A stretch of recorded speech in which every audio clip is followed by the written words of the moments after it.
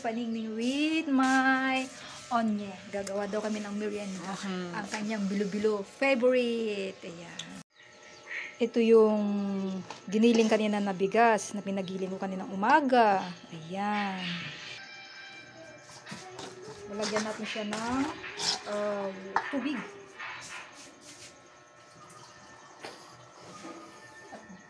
At dapat yung pagkano natin ay hindi baza. Ayan. Ito ay ano lang, family merienda. At saka first time kong magluto ng ganito.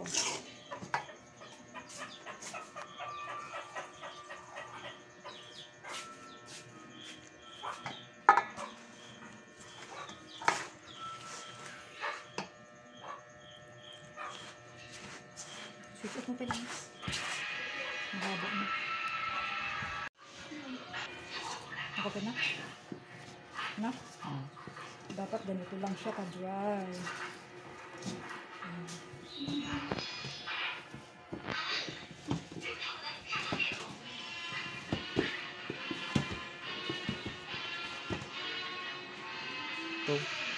Iyan. At ito yung panglalagyan natin.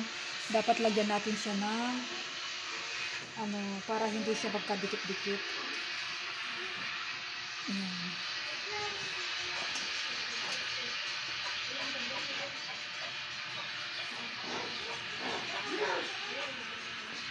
Masyadong malalaki. Maliliit lang at pang sa amin lang naman. Kasi kapag maliliit, maano siya na maluto.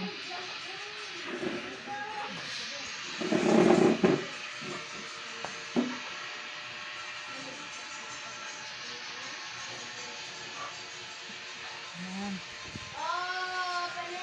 Stop mo na. Ayan. Ikaw magbilu-bilwa, at ako'y naman ay magkakayod. Kasi wala kaming pang kayod. Kaya mano-mano na lang.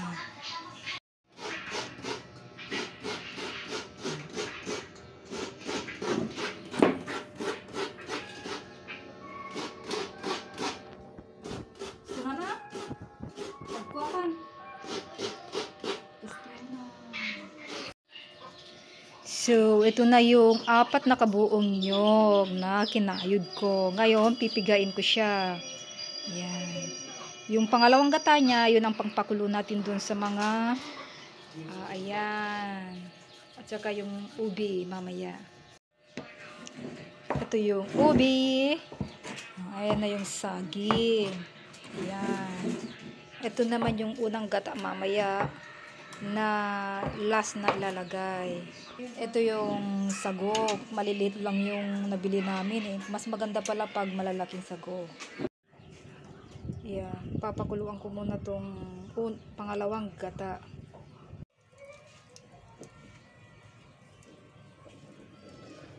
Unahin ko tong pakuluan tong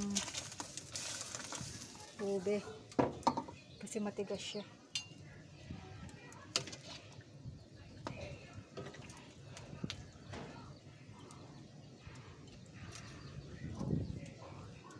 Tatakpan ko siya. Ayan, check na natin siya. Medyo malambot na siya. Sunod na ilalagay natin yung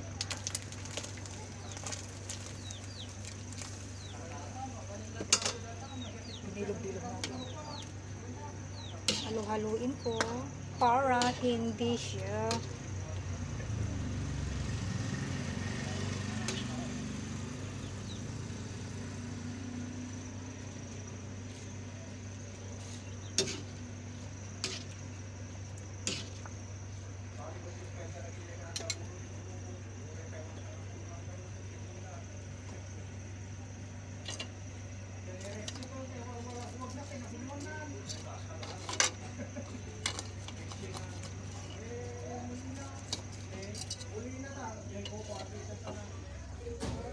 cover ko siya.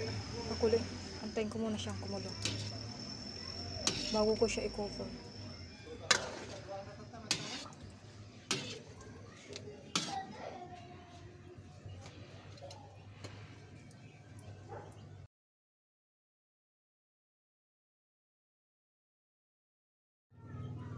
Lagay ko na yung saging.